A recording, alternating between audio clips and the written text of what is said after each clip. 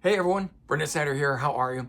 Thanks so much for joining me and welcome to Who's the Greatest Rock Band of All Time. It's a big title with a lot of things to take into account.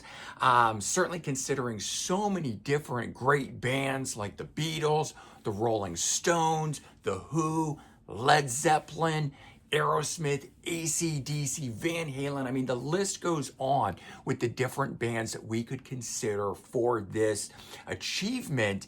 And there's a lot of things to consider, like influence, impact, contribution, the longevity, their achievements, sales figures. And again, that list could go on and on about the types of things that we break down that way. So join me as I take a look at a number of these different bands, their contributions, their achievements, and try to narrow it down to the greatest rock band of all time. But before we get into it, if you are new to my channel and you haven't already hit the subscribe button, please do. Also leave a comment, hit like.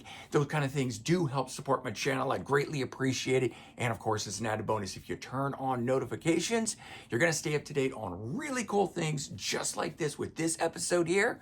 Who's the greatest rock band of all time? All right, so I want to start with a bit of a disclaimer here that I'm talking about rock bands. Title is Who's the Greatest Rock Band of All Time?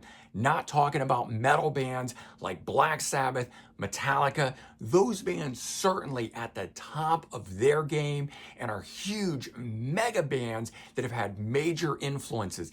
But I don't consider them rock bands, so I'm not even discussing them as part of this. I'm sticking strictly with the understanding of what rock bands, rock music is, and that gets into the ones that we were talking about right off the top of the bat. And I'm going to get in and start right at the very beginning, because how can we not with the Beatles? So considering the Beatles, they come from Liverpool, England. They formed in 1960, so we're getting right back to the beginning. Integral part to the development of 60s rock, counterculture, recognition of popular music as an art form. They had a hand in a lot of different firsts and a lot of different things that they should be remembered for. They were a band that was able to blend a lot of different styles and different innovative ways. Between 1964 and 1970 was where they really were at the center of music, starting as a pop band and really then moving in and aligning more with rock as the decade developed. And had they continued into the 1970s beyond, who knows where they would have gone with their sound overall, the way some other bands did, such as The Who, the Rolling Stones, different bands like that had the both 60s era and 70s and beyond.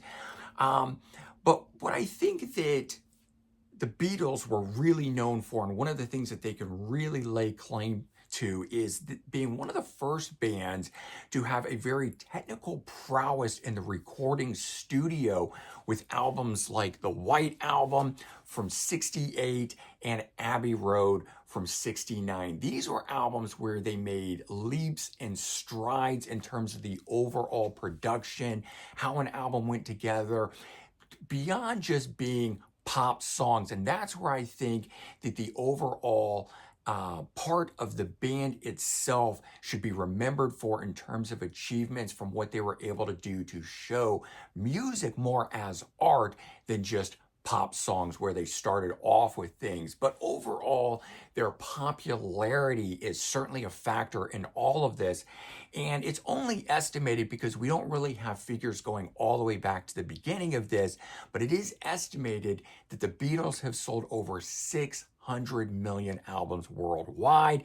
And out of all my research for the bands we're going to talk about today, they are estimated to be the largest selling rock band in history, which certainly should say a lot about the band. But that's why I also say one of their biggest things is overall popularity. But I'm taking into account a lot of different things and looking at who is the greatest rock band of all time. Next, we're talking about The Who, another band out of London, England, and we're going to hear about that a lot today. There were so many great rock acts that came out of there in the early 60s. The Who formed in 64. and often considered one of the most influential of all rock bands in the 20th century.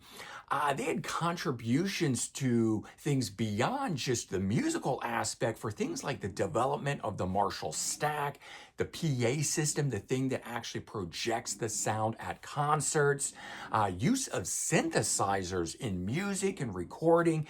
But I think their biggest thing was the development of the rock opera with albums like Tommy in 1969. I mean, this thing went on to also be a Broadway production, one of the very first times that rock music had ever been taken and turned into that, but also Quadrophenia in 1973. And like the Beatles, the Who started as a pop band before really starting to turn into a rock band at the tail end of the 60s, moving into the 70s. But they were really one of the first ones to start living and embodying that idea of rock and roll lifestyle, which is such a thing that I think is integral to the aspect of when we think about rock bands, we think about that lifestyle, the whole sex, drugs, rock and roll type thing. You can't really discuss rock bands without that. And the Who were one of those bands that was doing the whole throwing TVs out the hotel window and doing all types of different crazy things. And so, as I said, beyond just their music, they had a much bigger persona and attitude and character. And one of the things that would go on to help embody what rock bands are. And in terms of album sales, they have been shown to have sold over 100 million albums, which is, again, certainly a huge number in the general scheme of music, but certainly within rock music altogether. How could we have a discussion about rock bands without talking about Led Zeppelin? Band formed in London, England. As I said, we're going to hear a lot of that today. 1968, evolving from the earlier blues band, the Yardbirds, a fantastic band in and of themselves, certainly up for consideration as a whole. But for me, definitely want to talk about Led Zeppelin, what the band evolved into, starting off as the New Yardbirds and then formally just Led Zeppelin. So really, Led Zeppelin, what they bring to the table on all of this is the heavy guitar-driven sound, which really became synonymous with rock. For me, they were really the first band that did that beyond the Who and some of these other groups out there. This, Led Zeppelin was rock embodiment. They also took and built upon that idea of the rock and roll lifestyle, and they had significant influence within the music industry too. Development of the album-oriented rock, AOR, stadium rock. So it wasn't just about singles the way it had been with the Beatles, the Who, and some of those earlier rock bands. They really became about the whole album, and the fans were devouring the albums and the album tracks and buying those albums and moving things on beyond just the singles themselves. And of course, they're going to be forever immortalized as one of the greatest rock bands ever, if nothing else, for the release of Led Zeppelin 4 or their Untitled album from 1971, but it's the classic track that's on here, Stairway to Heaven. I mean, that song alone continues to top charts year after year after year, and regardless of how overplayed that song is and worn out, like I never need to hear it again, you can't deny the absolute classic nature of that in the first time that you heard it. I remember the first time I got this album, a friend showed me his dad's vinyl copy, and it just was like nothing I had ever heard before, and I was instantly a fan of this, despite the album itself being from 1971, and at the time that I was first hearing it was maybe 1989, 90, somewhere around there. So years after, nearly 2 decades after it, and it still moved me to the degree that those newer modern bands that I was growing up on were moving me. Led Zeppelin was able to do it, and certainly that in and of itself, I think, is a major thing to take into account about how these bands, these earlier bands, these bands at the beginning of real rock music, how it is that they have managed to continue to influence and continue to create new fans 10, 20, 30, 40, 50, and beyond that many years after their existence. Led Zeppelin, it's estimated that they have sold over 300 million albums worldwide. Certainly a testament to that guise of turning on new fans year after year after year. Up to this point, we've only been talking about British bands. Now it's time to talk about a US band, those bad boys from Boston, Massachusetts, Aerosmith. So the band formed in 1970, even though it wasn't until their 1973 year that the debut album itself came out. The band did start a bit earlier in that, honing the whole blues-based hard rock sound that they would become known for. You know, like their peers, they incorporated a lot of different styles into the music, taking it beyond just three-chord rock and roll. Blues, rock, pop, soul, gospel, R&B. There were so many different styles that got worked into their music early on. And as they move into the 80s, the 90s, and beyond, they brought even more different styles in. Whether good or bad, they incorporated a lot in it, showing you that there was so much more that the band could do. But as I said, in 73, when the debut album itself came out, the song Dream On, which didn't really break right then, it would break again much later for the group, because it would actually be the 1975 album Toys in the Attic that really made the band legendary. And this album here it's one of their biggest selling albums. I think it's at 7 or 8 million at this point. And what's interesting is that the band Aerosmith itself has had several different rejuvenations, but most notably after falling hard at the end of the 70s and the beginning of the 80s, they were able to turn themselves around and come back huge with albums like Permanent Vacation in 1987 and Pump in 1989. And really show at that time, because during that era, that was the glam metal era. And both these albums, in my opinion, I would consider glam metal albums, even though the band itself is not part of that. They are clearly one of the originators of rock, but they had influenced so many of those artists that were now big in the glam metal scene of the mid to late 80s there. And coming back with Permanent Vacation, Pump, they were really showing those younger artists how it was done, creating a resurgence for themselves.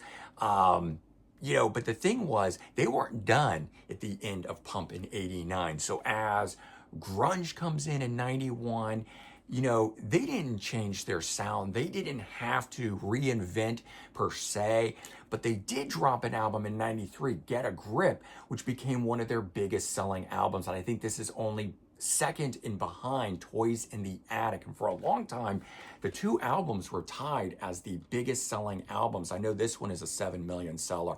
I think this one has pulled ahead in recent years.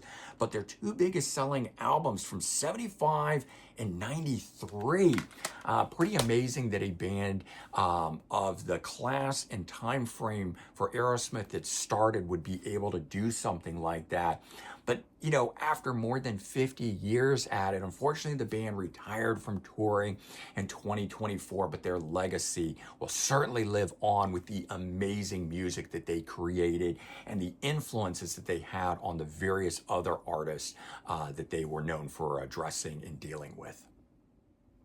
Well, when I think rock, I often think AC/DC. They're just one of those bands from Sydney, Australia. They formed in 73, but they really hit the nail on the head because they have never, in their entire career, changed their sound. There's been slight modifications, variations, going with some of the trendy sounds at the time, but they have always stayed rock and roll all the way through. They are known for the three-chord blues-based hard rock, influencing bands from rock all the way through to heavy metal. You can easily find thrash metal bands that were as influenced by AC/DC as similar sounding rock bands to AC/DC. So it doesn't just stop at rock music in terms of what and who AC/DC has influenced.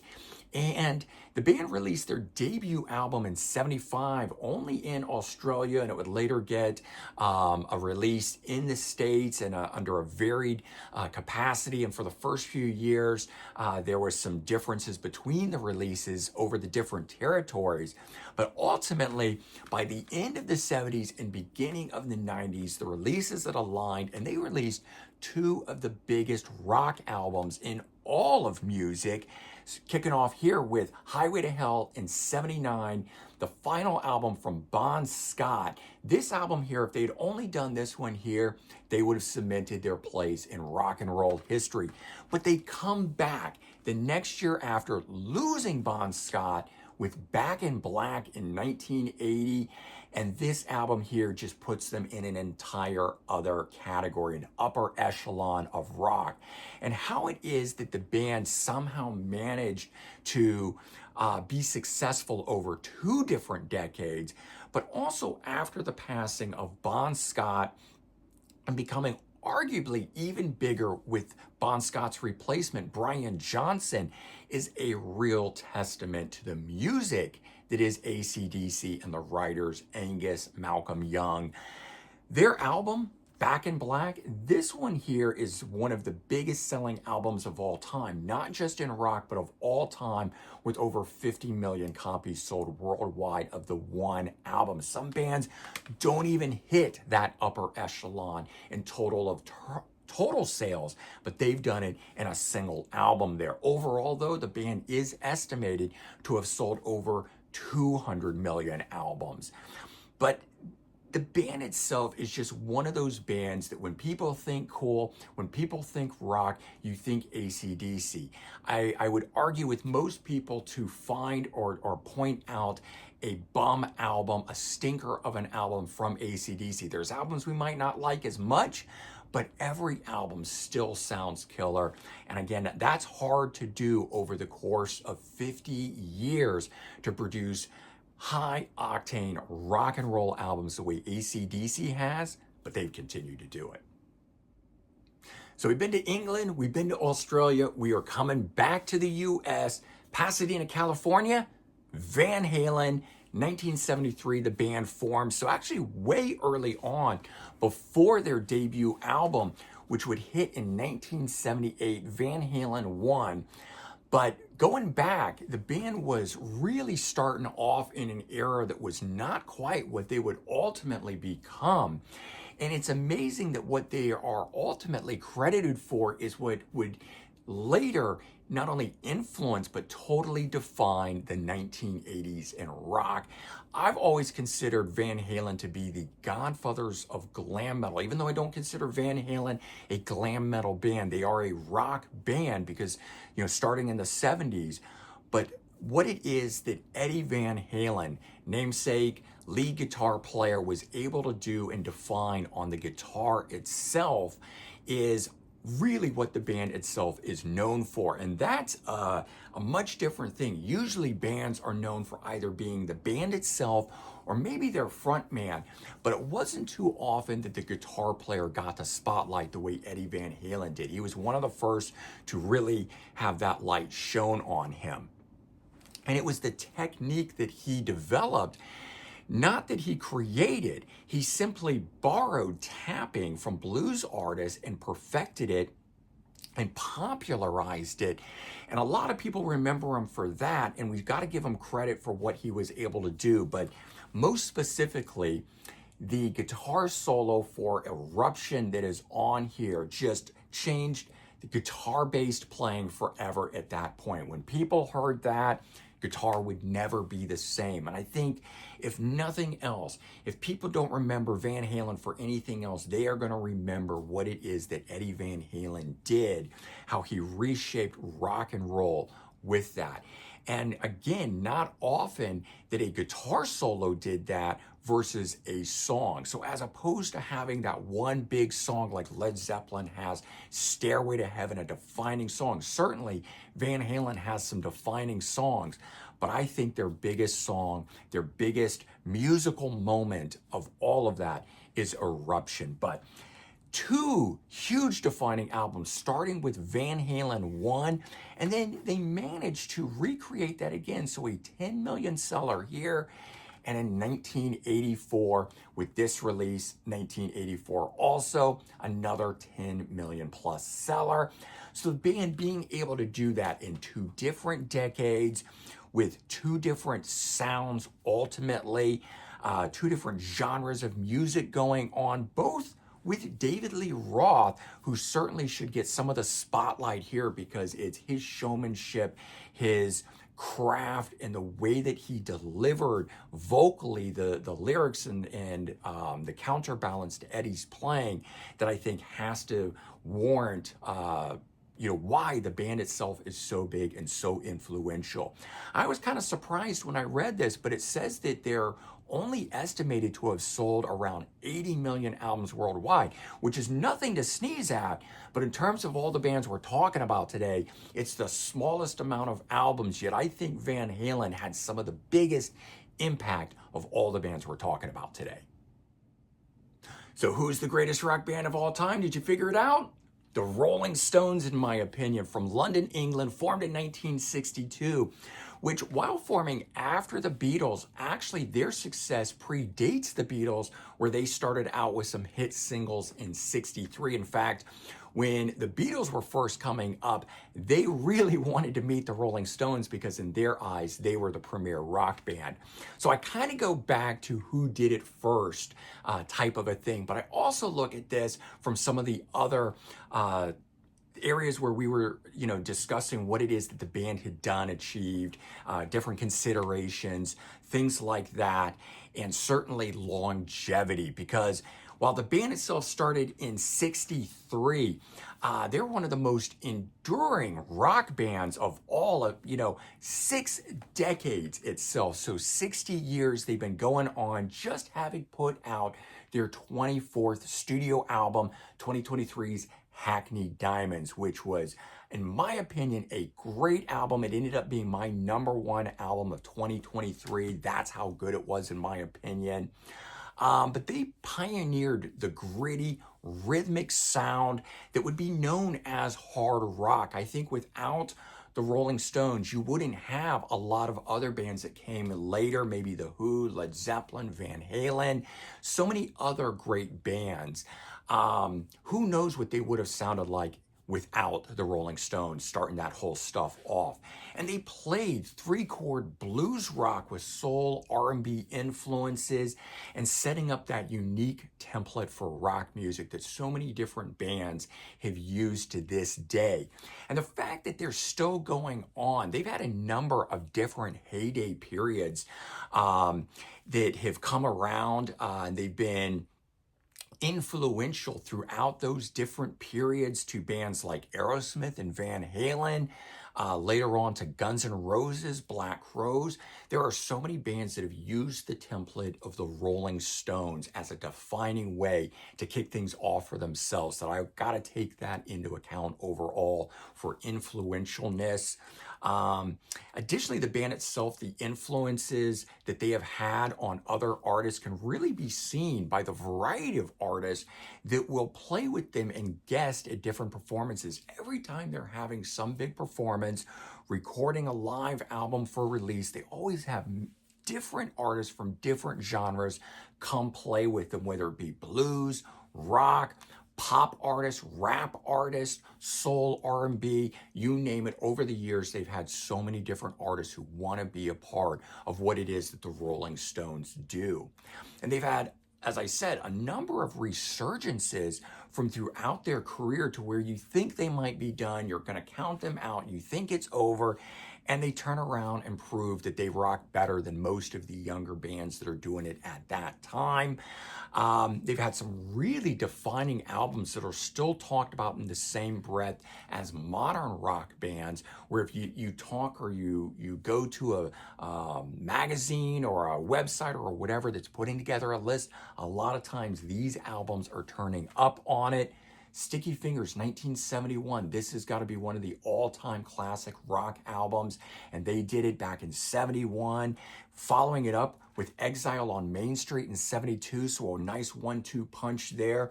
But they're able to keep things going through the different developments of genres and sounds of the 70s, finishing off with Some Girls in 78, which in my opinion is the greatest Rolling Stone album, but also just arguably one of the greatest rock albums of all time for its sound, what it produced, how it mixed in what was going on during that, the years around it.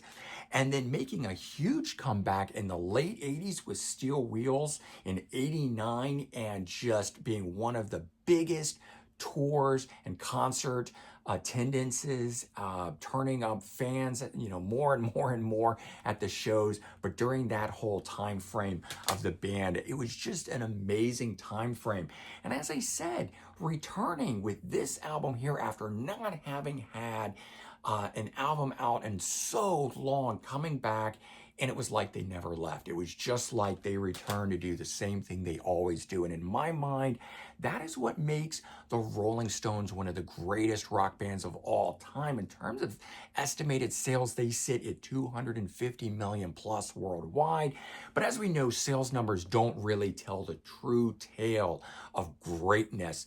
But I think that it has to do with all the other great things that we talked about, from the artists, the achievements, the impacts, the influentialness of them. And again, I think that it goes to the Rolling Stones. And that's why they are my greatest rock band of all time. Again, and at least in my opinion, because we know this all comes down to my opinion, but who do you guys think is the greatest rock band of all time? The Doors? Pink Floyd? I mean, there's so many others out there that I didn't even touch on. Yes, or Queen? Tom Petty and the Heartbreakers. That artist right there definitely deserves a spot in this. Guns N' Roses? Whenever I say the greatest rock album of all time, I still stand by Appetite for Destruction. But greatest rock band?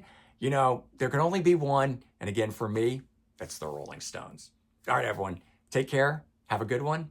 I'll talk to you soon. Bye-bye.